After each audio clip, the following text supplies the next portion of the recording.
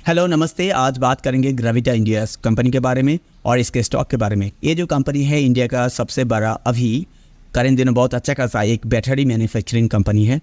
ये company current दिनों देश का सबसे बड़ा ग्रोथ लाने वाला, सबसे बड़ा तेजी से बढ़ने वाला एक लौता कंपनी है बैटरी मैन्युफैक्चरिंग का। देश में अभी इलेक्ट्रिक व्हीकल का, इलेक्ट्रिक बाइक का बूम चल रहा है, क्रेज चल रहा है। बहुत तेजी के साथ इलेक्ट्रिक व्हीकल का सेक्टर बढ़ रहे हैं, इंक्रीज हो रहा है, एक्सपेंड हो रहा है। उसके साथ डिमांड बढ़ते जा रहे हैं साइड बाय साइड, वो है बैटरी का। तो ये जो कंपनी है ग्रेविटा इंडिया, वो बैटरी को सप्लाई करता है। इसका बिजनेस बहुत बड़ा है, इसका सेल्स बहुत स्ट्रॉन्ग है। 50% बैटरी मैन्युफैक्चरिंग का शेयर है इसका। तो आप अंदाजा लगा सकते हैं नियर फ्यूचर इसका स्टॉक प्राइस कहाँ पर जा सकता है, इसका बिजनेस कहाँ पर जा सकता है। अभी तो बस शुरुआत है देश में इलेक्ट्रिक व्हीकल का। जितना तेजी से इलेक्ट्रिक व्हीकल का डिमांड बढ़ेगा, उतना तेजी से बढ़ेगा इसका बैटरी का डिमांड। और जब बैटरी का डिमांड बढ़ेगा तो ये जो कंपनी है ग्रेविटा इंडिया, इसका भी सेल्स बहुत ज़्यादा होगा। देश का 50% मार्केट शेयर इस कंपनी के पास है। ये कंपनी ऑलरेडी 2 साल में अपने निवेशकों को 10 गुना मुनाफा दे चुका है। आप अगर इस कंपनी को सही लेवल पे अगर बाई करके छोड़ देते हैं लॉन्ग टर्म के लिए, तो आपका जो इन्वेस्टमेंट रहेगा, आपका जो पैसा रहेगा, अच्छा खासा ग्रोथ हो सकती है।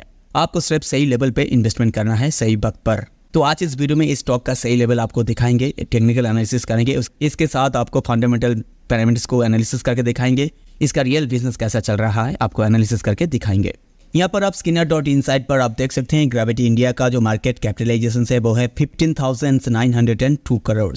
ये एक स्मॉल साइज कंपनी है। ये कंपनी 1992 से बैटरी मैन्युफैक्चरिंग कर रहा है। देश का largest number 1 lead producer company है।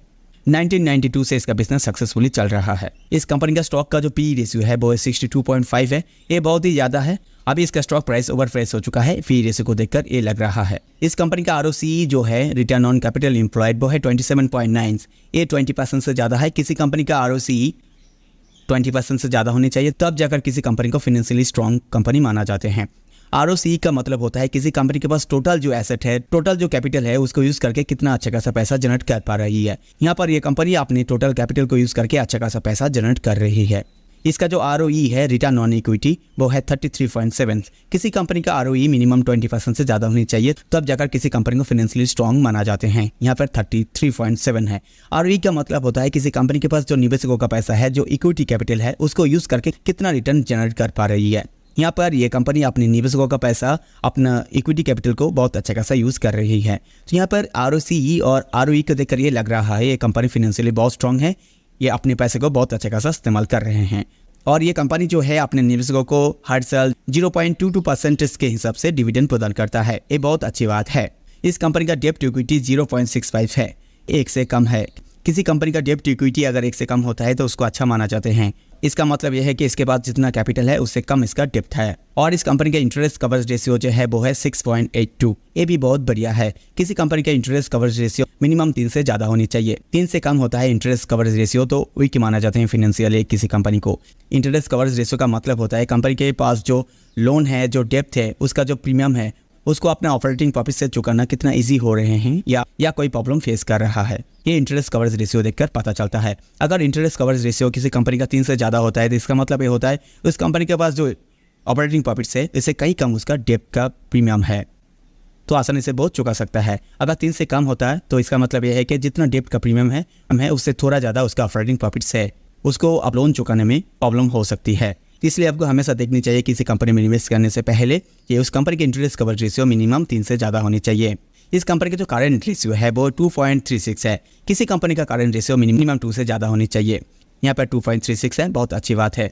करंट रेशियो का मतलब होता है किसी कंपनी के पास शॉर्ट टर्म जो लायबिलिटी है, शॉर्ट टर्म एसेट से कितना आसानी से मिटा सकता है। एक कंपनी बहुत आसानी से अपनी करंट लायबिलिटी को मिटा सकता है, तो फ्यूचर में कंपनी कोई प्रॉब्लम फेस नहीं करेगा डेब्ट को लेकर। तो इस कंपनी के जो क्वार्टर सेल्स है इस साल का वो है 29.1%।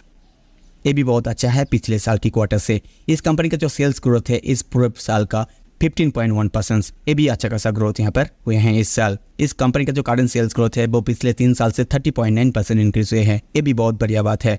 इस कंपनी का जो इस साल सेल्स ग्रोथ है वो पिछले 7 साल से 25.2% इंक्रीज हुए हैं। तो इसका सेल्स ग्रोथ बहुत अच्छा खासा हो रहे हैं। इस कंपनी का सेल्स बहुत अच्छा खासा बढ़ रहे हैं पिछले सालों से। इस कंपनी के जो क्वार्टर प्रॉफिट्स है पिछले क्वार्टर से 29.3% इंक्रीज हुए हैं, ये बहुत बढ़िया बात है। इस कंपनी का जो प्रॉफिट ग्रोथ है इस पूरे साल का वो पिछले साल से 20.8% इंक्रीज हुए हैं, ये भी बहुत बढ़िया बात है। इस कंपनी का जो इस साल का प्रॉफिट ग्रोथ है वो पिछले 3 साल से एवरेज से 61.5% इंक्रीज हुए हैं, ये भी बहुत बढ़िया बात है।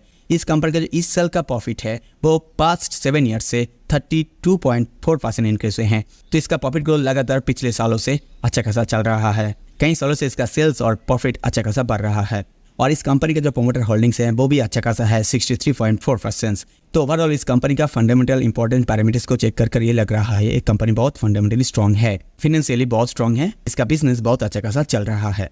यहाँ पर आप ग्रेविटी इंडिया का मानली चार्ट पर देख सकते हैं 2022 में इसका प्राइस जो था 256 रुपीज़ पर, लेकिन 2024 में इसका लाइफ टाइम हाई बनाया है 2542 रुपीज़ पर। लगभग 10 गुना मुनाफा 2 साल में दिए हैं अपने निवेशकों को। तो यहाँ पर एक प्रॉफिट बुकिंग आना आम बात है। यहाँ पर आप देख सकते हैं कितने हाई कैंडल के साथ 3 महीनों से इसका प्राइस ऊपर गया है, एक बड़ा कैंडल बनाते हुए। यहाँ पे आप वॉल्यूम भी देख सकते हैं कितना हाई वॉल्यूम है और मंथली चार्ट पर इसका RSI भी देख सकते हैं ओवरबॉट जोन पे चले गए हैं। अभी अच्छा खासा बाइंग यहाँ पर चल रहा है। इस स्टॉक का जो ऊपर की तरफ मोमेंटम है वो अभी भी जारी रह सकता है क्योंकि अभी अच्छा खासा बाइंग प्रेशर है। वीकली चार्ट पर आप देख सकते हैं यहाँ पर एक शूटिंग स्टार कैंडलस्टिक फॉर्म किए हैं हाई वॉल्यूम के साथ। तो वीकली चार्ट ये बता रहा है इसका जो ऊपर की तरफ मोमेंटम था ये थोड़ा बैलेंस हो चुका है, अभी थोड़ा करेक्शन यहाँ पर नीचे की तरफ आ सकता है। डेली चार्ट पर आप देखेंगे तो आप देख सकते हैं स्टॉक का जो फर्स्ट सपोर्ट है वो है यहाँ पर 218 रुपीज़ पर। अगर इस फर्स्ट सपोर्ट को तोड़ते हैं तो इसका प्राइस चला आएगा। दूसरा जो सपोर्ट है यहाँ पर वो है 1770 रुपीज़ पर। उसके बाद जो थर्ड सपोर्ट है वो है यहाँ पर 1325 रुपीज़ पर और इसके बाद फोर्थ जो स्ट्रॉन्ग सपोर्ट है वो है यहाँ पर 1111 रुपीज़ पर। ये स्ट्रॉन्ग सपोर्ट है। अगर इसके स्टॉक प्राइस इस हाई को लाइफ टाइम हाई को तोड़ते हैं तो इसका प्राइस और भी ऊपर जा सकता है क्योंकि अभी करंट दिन इसका बहुत क्रेज है, बाइंग प्रेशर चल रहा है। अगर इस फास्ट रेजिस्टेंस को तोड़ नहीं पाते हैं तो इसका प्राइस जो है वो नीचे यहाँ पर आके रुक सकता है। यहाँ पे सपोर्ट लेकर थोड़ा फिर से दोबारा से ऊपर जा सकता है, इस सर्कल के अंदर ट्रेड कर सकता है। तो आप अगर स्विंग ट्रेड का पोजीशन लेना चाहते हैं या शॉर्ट टर्म पोजीशन लेना चाहते हैं तो आपको देखना है ये ऊपर की तरफ ब्रेकआउट देता है या नीचे की तरफ आता है। अगर ऊपर की तरफ लाइफ टाइम हाई को तोड़कर ऊपर जाता है, हाई वॉल्यूम के साथ इसके ऊपर क्लोजिंग करता है, तब जाकर आपको सोचनी चाहिए शॉर्ट टर्म ट्रेड के लिए, स्विंग ट्रेड के लिए, नहीं तो आपको ट्रेड प्लान नहीं करनी है। तो आप अगर इस स्टॉक पर लॉन्ग टर्म निवेश करना चाहते हैं तो किस लेवल पर एंट्री लेना सही रहेगा, चलिए आपको दिखाते हैं मंथली चार्ट पर। मंथली चार्ट पर आप देख सकते हैं ये जो सपोर्ट है आप देख सकते हैं बहुत इंपॉर्टेंट लेवल पे एक सपोर्ट है। यहाँ पर आप देख सकते हैं ये जो रैली लगाया है करेक्शन यहाँ पर नहीं आया है, प्रॉफिट बुकिंग यहाँ पर नहीं आया है, तो आम बात है एक प्रॉफिट बुकिंग ज़रूर आएगा। चलिए आपको फिबोनाची रिट्रेसमेंट के जरिए दिखाते हैं ये अगर रिट्रेसमेंट लेता है करेक्शन लेता है तो किस लेवल पर ले सकता है, कितना परसेंटेज ऊपर से नीचे आ सकता है। इसका स्टॉक प्राइस सबसे पहले 38% करेक्शन जरूर लेगा, वो होता है 1595। इसको तोड़कर भी नीचे आ सकता है क्योंकि इंडिया स्टॉक मार्केट अभी लाइफ टाइम हाई पे है। निफ्टी और सेंसेक्स वो करेक्शन लेगा तो इसके साथ ये भी करेक्शन लेगा और यहाँ पर निवेशकों को अच्छा खासा मुनाफा हो चुका है, 2 साल में 10 गुना प्रॉफिट हो चुका है। वो लोग सेल करेंगे, प्रॉफिट बुकिंग करेंगे तो यहाँ पर अच्छा खासा सप्लाई देखने को मिलेगा। तो सबसे अच्छा होगा आप अगर इस लेवल पर 50% करेक्शन लेवल पर आप अगर वेट करते हैं तो इस लेवल पर जो होता है 1310 रुपीज़, यहाँ तक आप अगर वेट करते हैं आपका जो इन्वेस्टमेंट रहेगा वो सक्सेसफुल रहेगा, आपका पैसा सेफ रहेगा।